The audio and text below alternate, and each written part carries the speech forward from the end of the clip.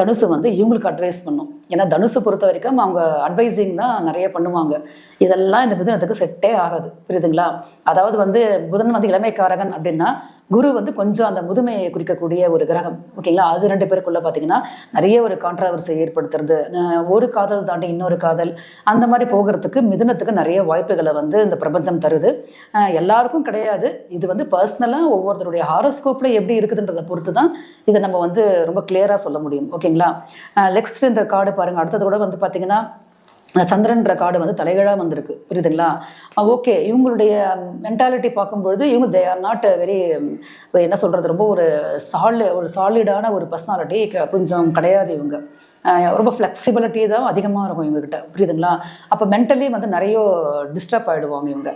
ஏன்னா திருவாதிரைன்ற ஒரு ராகுவுடைய நட்சத்திரம் இருக்குது, எக்ஸ்பெக்டேஷன்ஸ் ரொம்ப ரொம்ப அதிகம். புனர்பூசம் அப்படின்னு சொல்லக்கூடிய அந்த குருடைய நட்சத்திரம் இருக்குது. இருந்தால் கூட அவங்களுக்கு வந்து பார்த்திங்கன்னா